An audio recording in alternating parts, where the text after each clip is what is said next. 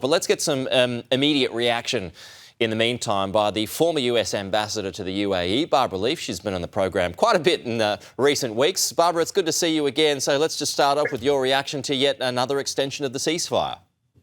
Well, it's just been one of those days where everybody's holding their breath and sort of riding the emotional roller coaster again. But, at least I could say it's diplomatic escalation, not military escalation. So that's a good thing.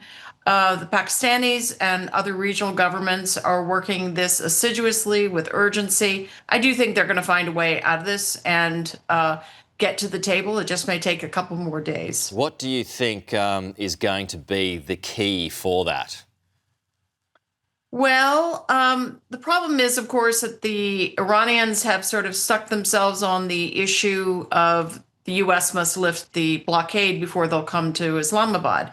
I don't think see that happening. But the other sort of friction point is that with each passing day, there's a chance of another ship being stopped or boarded, as a tanker was or a container ship was on Sunday.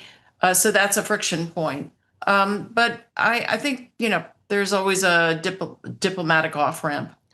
Do you think this was a good move then by the US to impose the blockade, as well as, you've got another ship that was boarded by US Marines overnight as well, this time in the Pacific Ocean. But was this a smart move tactically when it comes to these negotiations? Because Iran appears to be under some pressure and feeling the pinch here.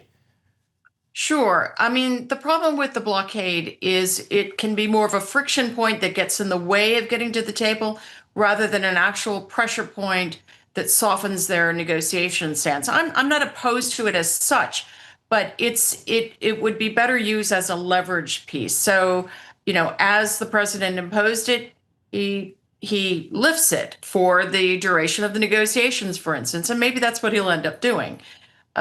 Because what he imposes, he can take off, and he can always reimpose it again.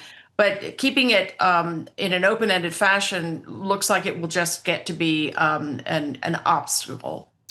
So what do you make? I mean, there's a lot of noise publicly, as you know, at the moment. Barbara, could you take us behind the scenes what might be happening privately with the Pakistanis and also China, which has been very quiet at the moment, but no doubt it is playing some role? Well, I think the more important roles have been played by Egypt, Saudi Arabia, Turkey, and of course Pakistan in the lead. But you've also had less visible phone calls between Gulf leaders and the White House and the negotiators. But you've also had, I understand, outreach by the Iranians to a couple of Gulf countries. And of course, the Turks and the Egyptians are reaching in and having those contacts, even though Egypt doesn't even have formal diplomatic relations with Tehran. But so there's a sort of a rich stew of diplomatic engagement going on right now.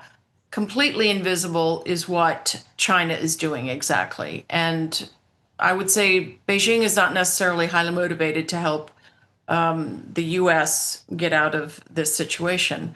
But it has good relations with Pakistan, and of course it doesn't want to see this go on indefinitely, let alone degenerate into open war again. Yeah, I mean, but Xi Jinping's got his meeting with Donald Trump coming up not too far away. Is something going to have to be in place before then?